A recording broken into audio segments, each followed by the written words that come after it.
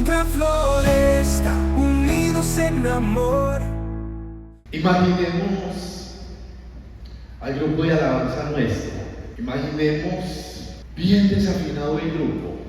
No quiere decir que están desafinados. Solo quiero introducir mi prédica, donde Fernando, que estaba hoy tocando el bajo, sus notas no concordaban con las de David, que estaba en la batería, o las de César en el piano.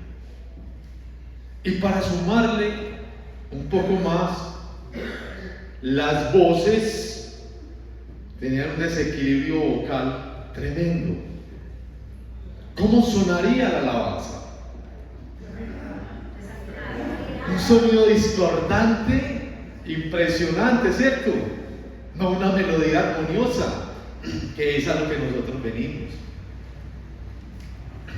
Así puede ser la iglesia. Cada uno de nosotros tenemos dones y talentos, pero si no tocamos juntos, si no hay unidad en el espíritu, la música, nuestro testimonio será disonante. Entonces, lo que se requiere es que todos, como parte de la iglesia de Cristo, toquemos juntos, y así surjan disonancias o surjan discordias unos con otros. Al comienzo debemos de luchar para dejar a un lado todo orgullo y entender en qué grupo estamos tocando. Estamos tocando en el grupo donde el director es Cristo, donde nosotros somos parte de ese grupo, y debemos de entender que nuestras relaciones son más valiosas que cualquier desacuerdo que surja entre nosotros, porque lo que necesita la iglesia son compañeros de yugo. A los bueyes se enyugaban o se ponían en yugo para que araran juntos. Dos bueyes fueran por el mismo camino, donde el mayor le fuera enseñando al menor cómo hacerlo. Así nosotros, como cristianos, debemos de alar todos juntos en esta vida cristiana, que es la que el Señor nos ha llamado. Y de lo que yo les quiero predicar esta mañana es sanar las discordias en la iglesia. Y no solo es en la iglesia, es en nuestro hogar, en nuestro trabajo, en todo lugar donde nosotros estemos. En primer lugar, les invito para que abramos nuestras Biblias en el libro de Filipenses, en el capítulo 4. Inicialmente vamos nosotros a leer los versículos 6 y 7. Dice la palabra del Señor: por nada estéis afanosos, sino sean conocidas vuestras peticiones delante de Dios en toda oración y ruego con acción de gracias, y la paz de Dios, que sobrepasa todo entendimiento, guardará vuestros corazones y vuestros pensamientos en Cristo Jesús. Vamos a mirar esta disertación en 3 puntos. No estamos hablando de sanar las discordias en la iglesia. Primeramente, en los versículos del 1 al 5, vamos a hablar de estar en medio de las discordias. Y los primeros 5 versículos dicen: así que, hermanos míos, y deseados gozo y corona mía, estad así firmes en el Señor, amados. Ruego a Odía y a Síntique que sean de un mismo sentir en el Señor. Así que te ruego también a ti, compañero fiel, que ayudes a estas que combatieron juntamente conmigo en el Evangelio, con Clemente también y los demás colaboradores míos, cuyos nombres están en el libro de la vida. Regocijaos en el Señor siempre. Otra vez digo, regocijaos. Vuestra gentileza sea conocida de todos los hombres. El Señor está cerca. Acá, en esta porción de la Escritura, muestra un ejemplo de rivalidad o de discordia entre dos mujeres líderes de la congregación de los filipenses. Pero acá vemos que el apóstol Pablo inicialmente les habla de que deben de estar firmes en el Señor, no apoyarse en sus propias fuerzas, porque cuando nosotros nos apoyamos en nuestras propias fuerzas, vamos a fallar muy fácil, y en nuestras propias fuerzas van a surgir divisiones, discordias, porque todos somos muy diferentes, pensamos diferente, actuamos diferente, y ciertas cosas o actitudes de las demás personas nos incomodan a veces. Entonces, por eso la importancia de estar siempre firmes en el Señor, porque esto se logra obedeciendo las palabras de Jesús. ¿Por qué Pablo les dice estar firmes? Ya acá nos venimos al contexto anterior, los dos últimos versículos del capítulo 3, donde dice: mas nuestra ciudadanía está en los cielos, donde también esperamos al Salvador, al Señor Jesucristo, el cual transformará el cuerpo de la humillación nuestra para que sea semejante al cuerpo de la gloria suya, por el poder con el cual puede también sujetar a sí mismo todas las cosas. O sea, estemos firmes, porque el Señor tiene el control, porque nuestra ciudadanía no está aquí, y las diferencias siempre van a existir entre los integrantes de la congregación. Miren, la tarea, la labor es poder realizarlas, poder sanarlas en el menor tiempo posible, para evitar divisiones, para evitar partidismos, porque acá vemos el ejemplo de dos mujeres muy importantes en la congregación de Filipos, a Evodia y a Síntique, que trabajaron con Pablo, pero ahora entre ellas dos había una discordia, no doctrinal, una discordia entre ambas, y estaba causando división en la congregación, y esto afecta la iglesia. Por eso las discordias entre los miembros de la iglesia debilitan el buen testimonio y es causante de fomentar divisiones. Miren, muchas de las disputas, no solo en la iglesia, en nuestra familia, en nuestro trabajo, surgen por envidias y por vanagloria. Miren, esto nos aleja mucho de los discípulos. En Mateo 20, a partir del versículo 20, se arrima la mamá de Juan y de Santiago al Señor y le dice: Señor, permite que en tu reino mis hijos, uno se siente a tu derecha y otro a tu izquierda. El Señor le dijo: no sabes lo que pides. De la copa de Él pueden beber, del bautizo con que fue bautizado pueden ser bautizados. Pero como Él le responde, sentarse a mi derecha o a mi izquierda solo le compete al Padre. Y dicen los versículos siguientes que los otros 10 se enojaron, pero el Señor les pone el ejemplo. Los gobernantes se enseñorean de las naciones, pero le dicen: pero no será así. entre vosotros, el que quiera ser el mayor, sírvale a los demás. Y eso ayuda a bajar esos egos que generan divisiones, que generan discordias. Por eso el apóstol Pablo, acá cuando dice que sean de un mismo sentir, aquí venimos en el Señor.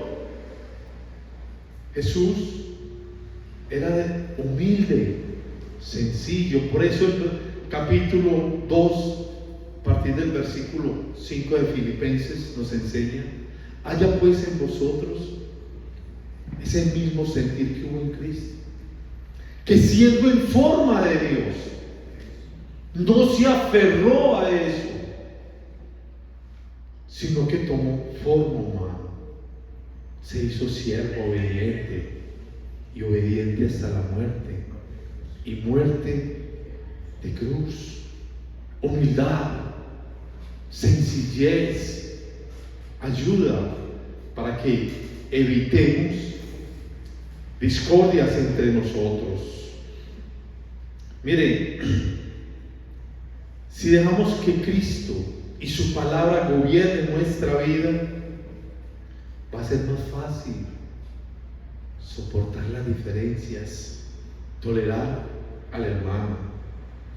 Pablo manda a los cristianos a regocijarnos cualquiera que sean las circunstancias, porque el gozo verdadero se encuentra en el Señor. Mire, acá Pablo, ¿desde dónde escribe esta carta? Desde la cárcel. Y aún en la cárcel Pablo está gozoso. Y acá nos enseña que nosotros no debemos perder el gozo. Hemos leído Romanos el capítulo 8, del 28 en adelante, ¿cierto? Que nos dice que ¿quién nos podrá separar del amor de Cristo? Esto nos tiene que llenar a nosotros de gozo, porque nos dice muy claro que ni tribulación, ni angustia, ni persecución, ni hambre, ni desnudez, ni peligro, ni espada, nada nos puede separar del amor de Cristo. Y el gozo del cristiano no está anclado en los momentos felices de la vida. El gozo del cristiano está anclado en Cristo, en la salvación que Cristo nos ha dado. Por eso el cristiano debe ser conocido por todas las personas por su gentileza, por su equidad, por su ternura, por su clemencia. Mire, no debemos de enojarnos con facilidad, evitar los roces con los demás hermanos, y debemos de vivir en paz, porque la paz nuestra inicia en el corazón. Voy a leerles Colosenses 3 del 12 al 15. Dice: vestidos pues como escogidos de Dios, santos y amados, de entrañable misericordia, de benignidad, de humildad, de mansedumbre, de paciencia, soportándoos unos a otros y perdonándoos unos a otros si alguno tuviera queja contra otro. De la manera que Cristo os perdonó, así también hacedlo vosotros. Y sobre todas estas cosas, vestidos de amor, que es el vínculo perfecto. Y la paz de Dios que gobierna en vuestros corazones, a la que asimismo fuisteis llamados en un solo cuerpo. Sed agradecidos.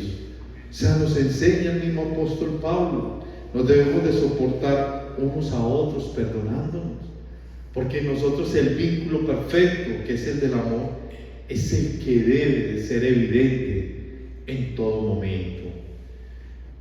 Porque también luchamos con las discordias, luchamos con las diferencias, y nos dicen los versículos 6 y 7: por nada estéis afanosos, sino sean conocidas vuestras peticiones delante de Dios en toda oración y ruego, con acción de gracias. Y la paz de Dios, que sobrepasa todo entendimiento, guardará vuestros corazones y vuestros pensamientos en Cristo Jesús. O sea, el no estar afanados en decir lo que se piensa y lo que se siente es una ventaja en la lucha con las discordias, porque permite organizar y evaluar los pensamientos antes de comunicar todas las inconformidades o hacer cosas que puedan causar daño a nivel de congregación o a nivel de personas. Mire, cuando hay una discordia entre nosotros, hay veces somos muy rápidos para comunicar. Y muchas veces esa comunicación es buscando un partidismo, buscando aliados. Total, muchas veces nos animamos a alguien y le decimos: venga, hermanito, ayúdame a orar por fulanito que pasó esto y esto. Era con las ganas de contar la discordia. Y acá nos habla la palabra de que primero debemos de ir al Señor, de no afanarnos por ir a contar, de tener en orden, poner en orden nuestros pensamientos, porque esto es fundamental. Siempre pensemos qué implica lo que voy a decir.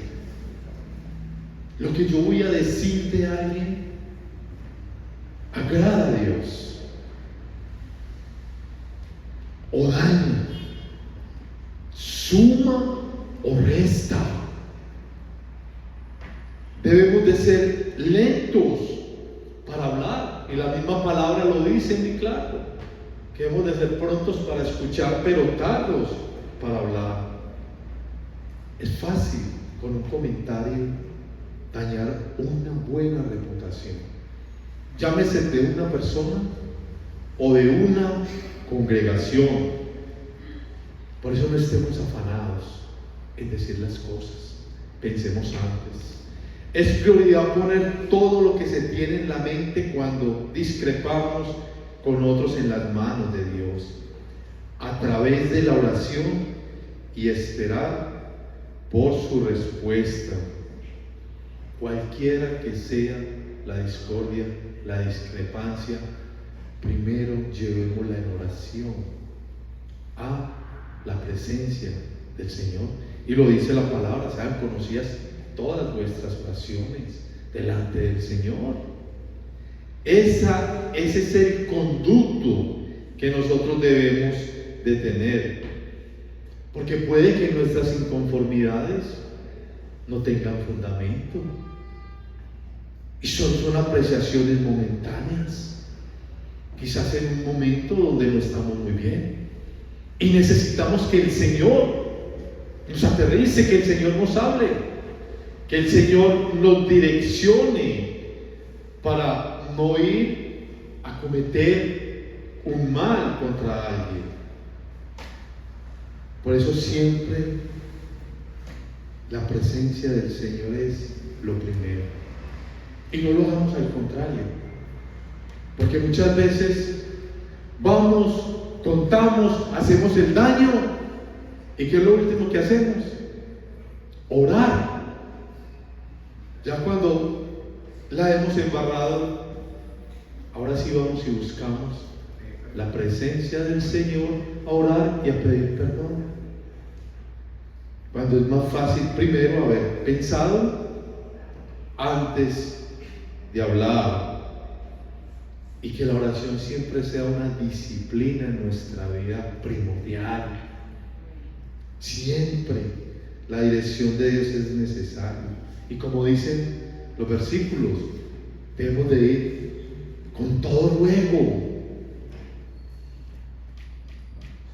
Sea llevar un poco más allá la oración, incrementar esa oración para poder esperar la respuesta de Dios. Y nos dice también que con acción de gracias. Mire, las dificultades también son propósitos de Dios para nuestras vidas. ¿Por qué le damos gracias nosotros a Dios en nuestras oraciones? ¿Solo cuando todo marcha bien? ¿O aún en los momentos difíciles? Él tiene el control. Por eso no se nos puede olvidar esto. Y es necesario recibir la paz que proviene de Dios, que sobrepasa todo entendimiento y que no depende de estar tranquilos, sino de entender que Dios tiene el control, independientemente de la situación o desacuerdo que estemos afrontando. La paz y la oración están totalmente vinculados. La carga de nuestras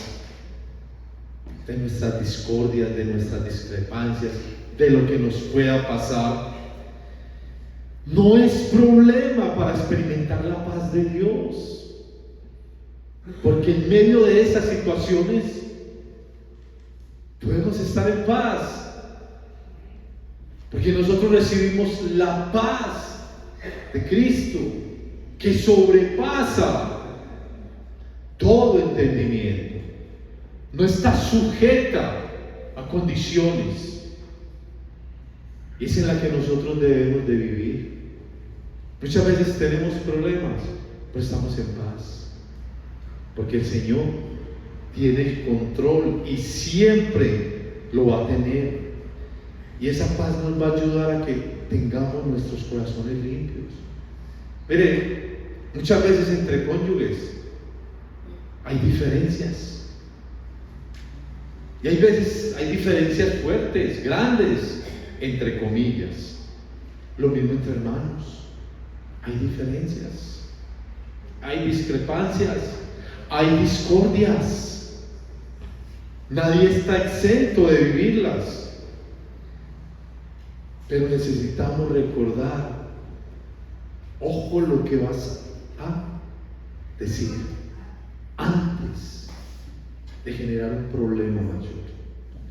Mire, el Señor nos enseña en Lucas 6:45 que de la abundancia del corazón habla la boca.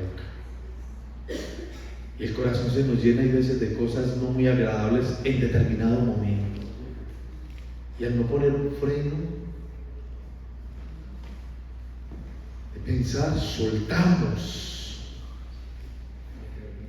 ¿Cuántos hogares se han dañado por no pensar qué se va a decir antes de? ¿Cuántas amistades o hermandad entre hermanos en la carne se fracturaron hace años?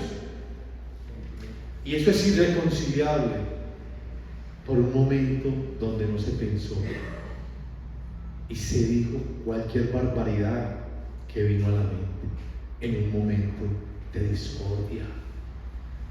Aún en medio de la congregación, que no debiese existir,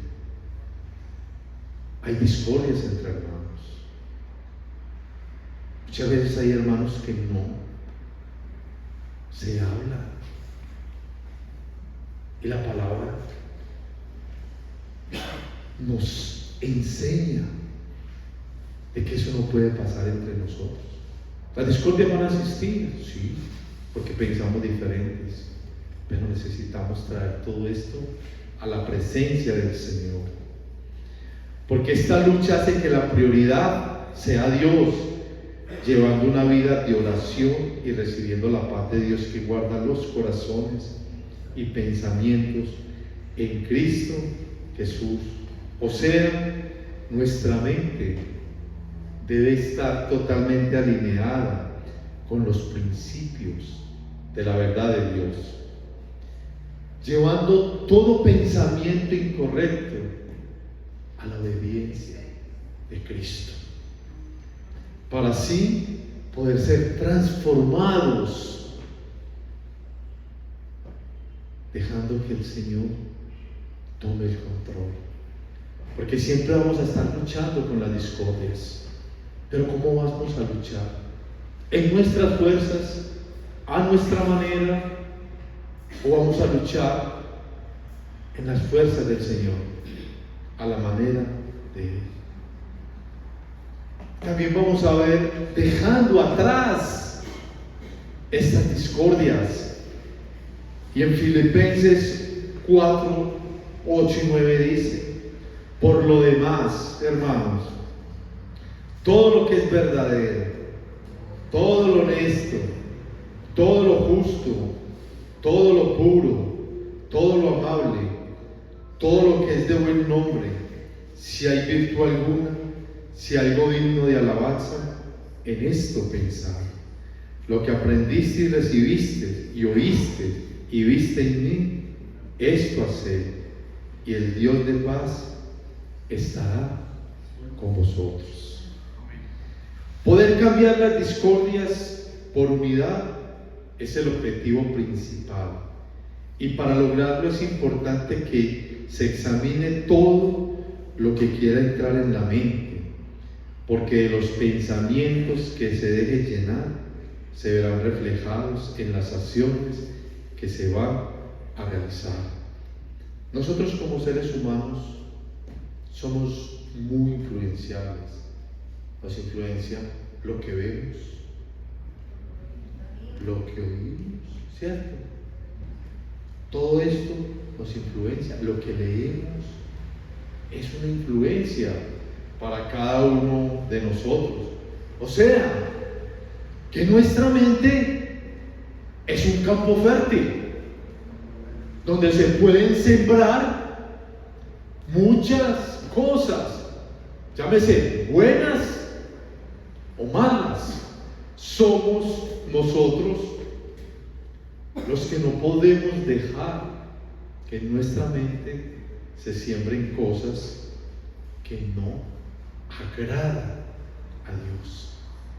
Recuerden que la palabra nos enseña que ya no nos pertenecemos a nosotros mismos, que hemos sido comprados con un precio de sangre.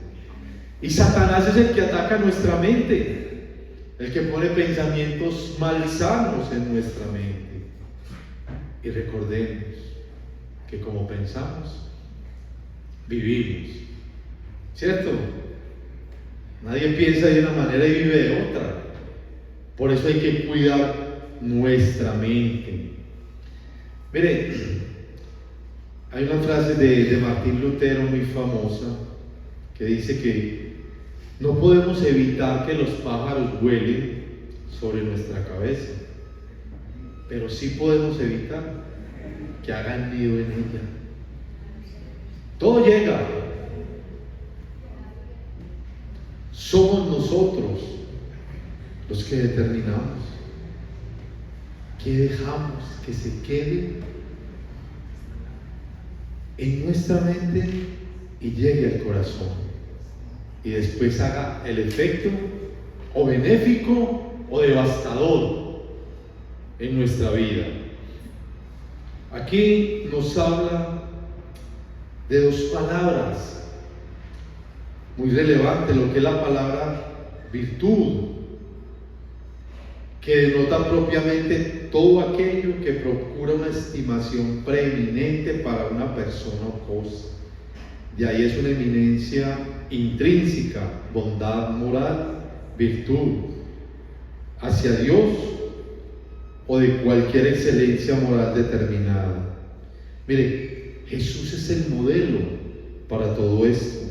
Jesús es el modelo de virtud, el modelo de moral, el modelo de alabanza. Y podemos ver en la Escritura cómo Jesús arreglaba las discordias que se presentaban. Él es el modelo a seguir en todo momento. Los cristianos debemos dirigir los pensamientos a cosas que valgan la pena y sean relevantes y que den gloria y honra a Dios. El apóstol Pablo hace una lista de cosas: todo lo que es verdadero, todo lo honesto, todo lo justo y todo lo puro, todo lo amable, todo lo que es de buen nombre, si hay virtud alguna y si esto es algo digno de alabanza. Si nosotros antes de hablar, antes de presentar una discordia, un concepto que vaya a ser negativo, lo filtramos a través de estas palabras, pensamos si va a ser bueno, va a ser honesto lo que vamos a decir de la persona, si va a ser justo, si es verdad, si es de buen nombre.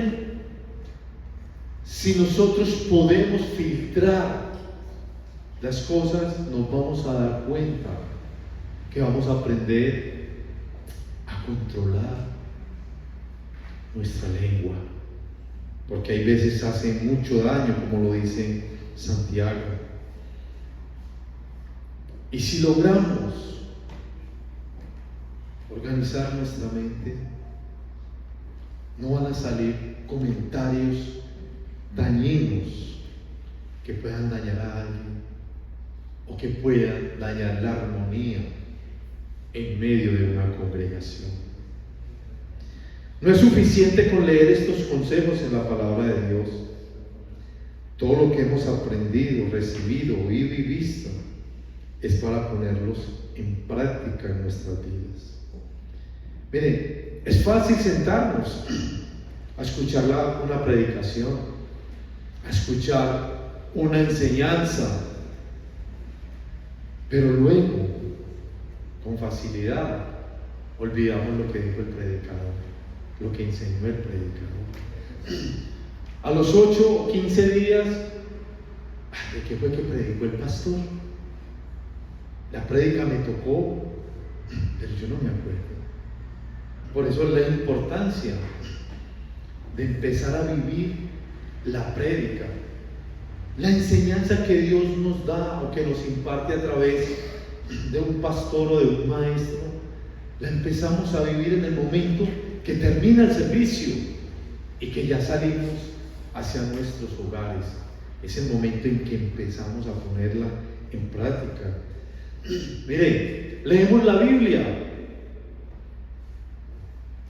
y muchas veces no pensamos cómo vivir de acuerdo a lo que está escrito en la palabra.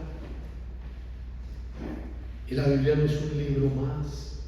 La Biblia transforma mi vida, porque es Dios hablándome. Yo me estoy relacionando con Dios en el momento en que estoy leyendo la Biblia. Estudiar lo que significa una porción de la Biblia y no vivir su significado. Perder el tiempo en el estudio. La palabra de Dios nos debe de llevar a todos a la obediencia.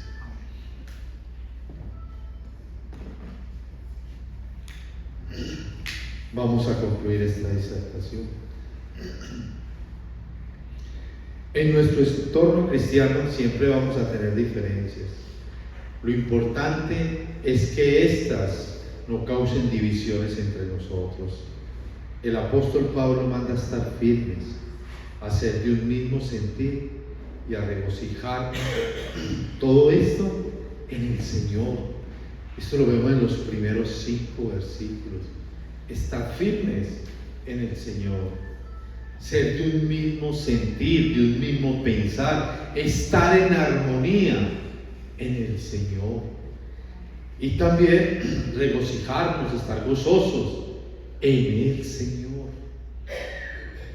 Las discordias que tengamos, hagámoslas conocer de Dios a través de la oración, a través del ruego y de las acciones de gracias, antes de exponerlas delante de los demás. ¿Qué implica lo que voy a decir? Cada cristiano es responsable ante Dios de lo que ha dejado entrar a su mente. No se puede olvidar que Jesucristo ha traído libertad y el Espíritu Santo es quien ayuda y guía a cada cristiano. Pero también Satanás vive atacando la mente con pensamientos dañinos y es necesario resistir los ataques y mantener la mente limpia delante de Dios. La palabra enseña muy claro de que Satanás anda como león rugiente buscando a quien devorar. nos manda a resistir, pero a sujetarnos a Dios. Y así Él huirá de nosotros. O sea, sujetándonos a Dios, Él va a huir. Vamos a llevar todos nuestros pensamientos, todo lo que tenemos, a la presencia del Señor. Y vamos a ser guardados por Él. La estabilidad y la fortaleza espiritual provienen de la íntima comunión con Dios y del tiempo necesario que se dedique al estudio de su palabra y a la práctica obediente de todo lo que en ella está escrito.